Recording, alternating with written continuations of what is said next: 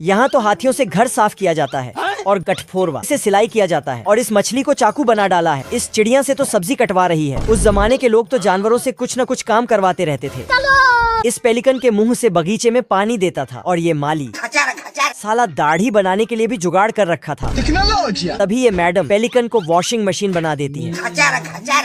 ये आदमी लकड़ी घिस घिस कर अपना मुंह काला कर लेता है धुएं से, तो छुटकू उसके लिए लाइटर ला के देता है। लाइटर को चालू करते ही उसमें से 2 लकड़ी निकलता है और गजब। और उस जमाने के डायनासोर के शक्तियों का भी भरपूर फायदा उठाता था।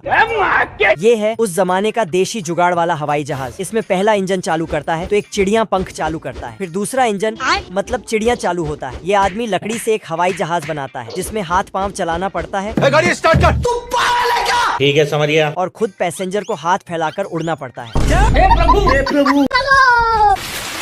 मुच्छड़ इल्ला पानी के अंदर अपने आप को ब्रेड में ढककर सो जाता है। तभी एक मछली आकर गाड़ी स्टार्ट कर। इल्ला मछली पकड़कर ऊपर जा ही रहा था कि तभी एक बड़ी मछली को देखकर अरे नहीं भाई, उसे टोकरी में रखकर फिर से मछली पकड़ने आता। ओ भाई ये क्या है? लेकिन ये मछली इल्ला को कोई भाव ही नहीं देता। अम्मा बहन पे आ जाऊंगा मैं इनकी। तो साला ये कांटे में झूल के दिखाता है कि ऐसे झूलने में मजा आता है।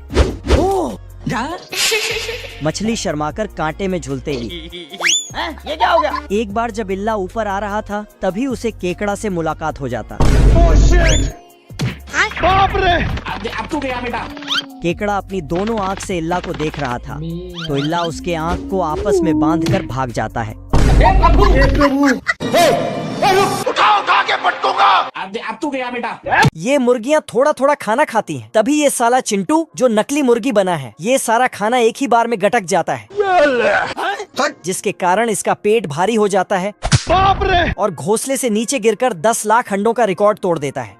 माशाअल्लाह, सुभान अल्लाह, क्या कारीगरी है। फिर चिंटू को लटकाते हुए VIP सुविधा के लिए ले जाता है, लेकिन चिंटू को खराब हो जाएगा। मैं फिर इसको एक गाड़ी में बंद कर देता है जिसमें एक और नमूना पहले से मौजूद था। चिंटू बाहर देखता है कि हमें तो चिकन डिनर के लिए ले जा रहा है।